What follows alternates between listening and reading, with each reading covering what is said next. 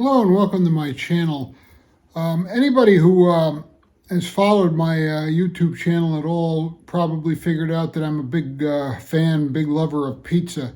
I've tried pizzas from pizzerias, from chains, frozen pizzas, and I've been for years on a quest to make at home a pizza that is similar in style and quality to pizzas that I might get at a good pizzeria. And anybody who makes pizzas at home will probably find out that the hardest thing is the crust. And I believe the reason for that is home ovens just don't get as hot as pizzeria ovens. A good pizzeria oven will be anywhere from 700 to 900 degrees. Your basic kitchen oven doesn't get quite that hot. There are different things. I mean, you can buy a special oven. You can, I think I have somewhere a pizza stone. There are metal pizza plates that you can put in the oven. There's a lot of special and expensive equipment. The purpose of this video is I think I'm getting very close to, if not equal to, the pizzas I'm getting at local pizzerias, and I figured out a way to do it without any special or expensive equipment, unless you count, I mean, I bought a pizza pan, but other than, if you count that as special equipment. But what I am using is my $500 GE electric kitchen stove. So this video, and the reason I'm making this video is on my personal Facebook page. When I make a good pizza, I occasionally will post a picture and mention the fact that I think I'm getting pretty close. And some of my personal acquaintances said, well, you know, make a video. We want to see how you do it, because we're having the same issues as far as getting the pizza crust just right. That's why I'm making the video. I'll warn you ahead of time. This video is more about the procedure than it is a recipe. I mean, I'll talk about some of the toppings I use, but it's mostly how I do it. Once you've seen this, if you have suggestions or a better way, I'm all ears. I really would like to be able to create a pizza at home, but I don't want to spend thousands of dollars or even hundreds of dollars on equipment.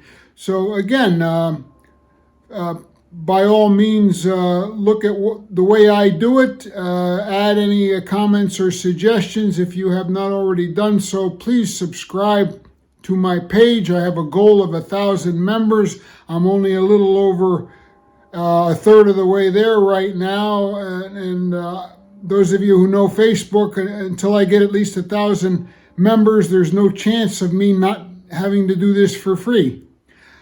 Alrighty, so here we go.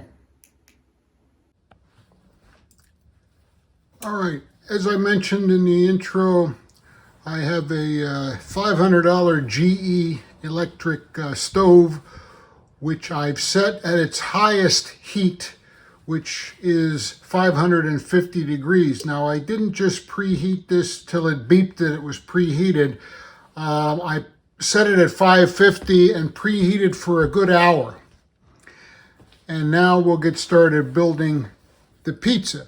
I'm using, I mean, you can use any pizza pan you want. I'm using a 16-inch non-stick perforated pizza, and you'll see what this brush is for in a few minutes.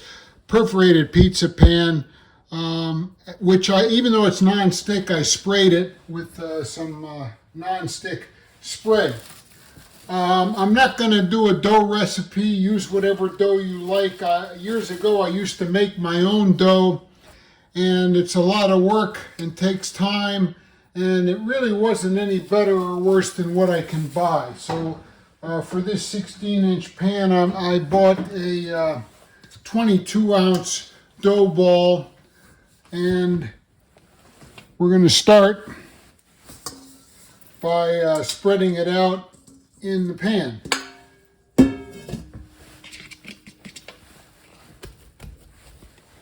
You can stretch this with your fingers. If you're into tossing pizza, you may do that. I'm going to roll it out.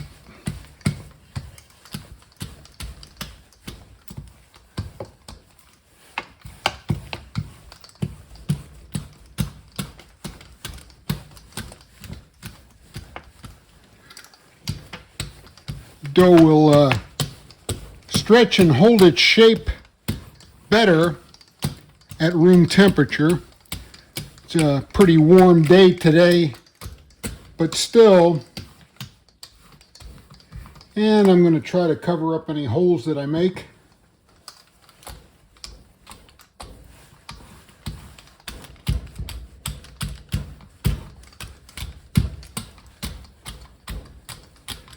I mention this all the time in my pizza recipes. If you're rolling out, stretching out your dough, and it doesn't want to hold its shape, just walk away for about 10 minutes, come back, and you're usually good to go.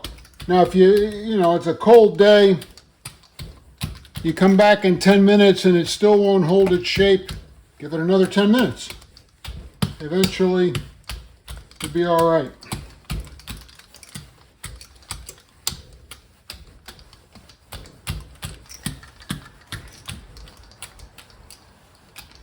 Today's a warm day. I don't think I have to walk away for 10 minutes.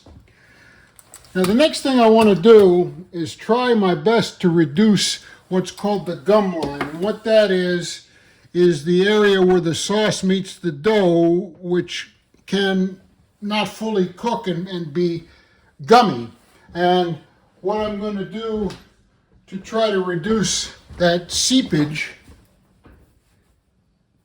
is I'm going to spread a little olive oil over the dough before I put my sauce on. Just a thin layer, and that'll kind of waterproof the dough.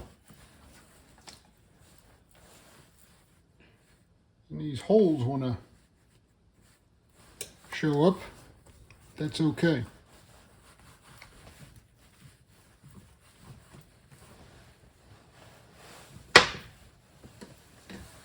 All right, I'm going to clean myself up, and then I'll start adding the topping, sauce, then cheese, then other topping. Alrighty, hands are washed, so here we go with the toppings.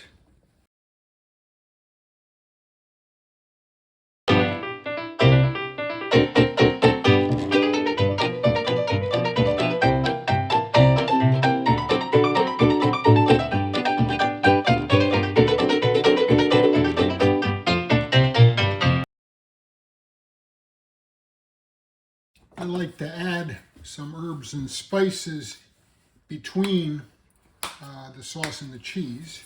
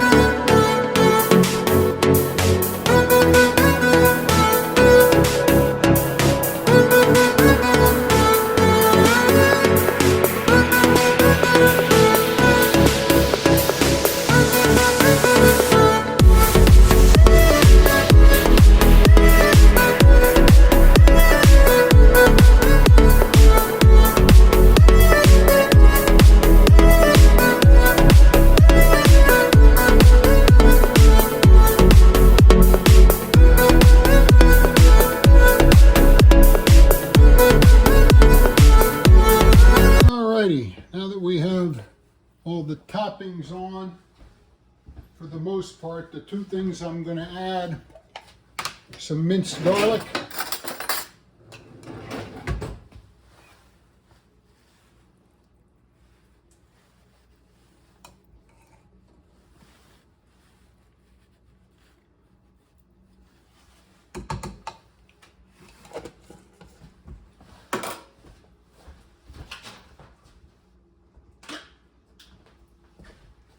and just a touch Parmesan cheese.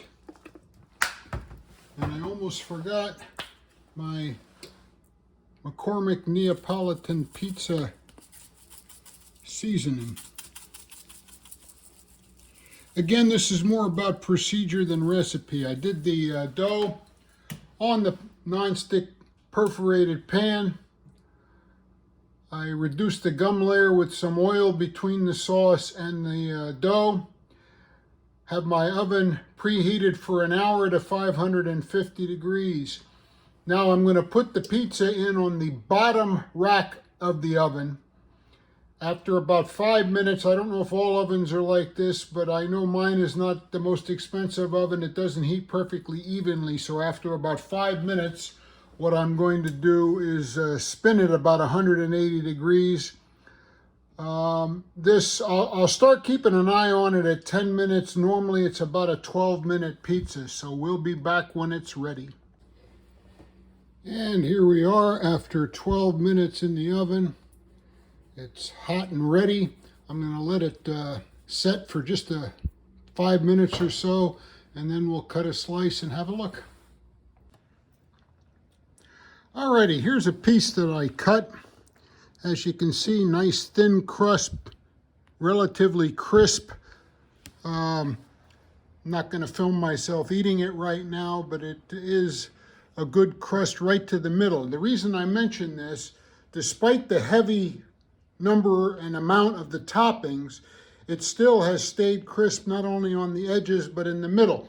And again, I say this because a local pizzeria makes a really decent 6-topping special pizza, and always the middle is goo. It's not crisp. It's crisp on the edges, it's good on the edges. In the middle, it's kind of like soup. My opinion, the secret in a nutshell to getting this good crust, crisp crust all the way through is 1, reduce the gum layer, and 2, have as high a heat as you can get for a shorter time. If you buy a dough ball like I did, the instructions will tell you to bake it for like 20 minutes at 450 degrees. And what you're going to get is either a doughy crust or something akin to a loaf of bread with toppings. You're not going to get that thin crispiness that you'll get by a higher temperature for a shorter baking period. I showed you how I do it with my particular kitchen stove. No special equipment, no special expenses. I do thank you for watching. Again, if you have any suggestions or you've been on the same quest as I and found a better or a different way, please let me know in the comments. Please subscribe to my channel, give a like, leave a comment, share this video. Thank you for watching.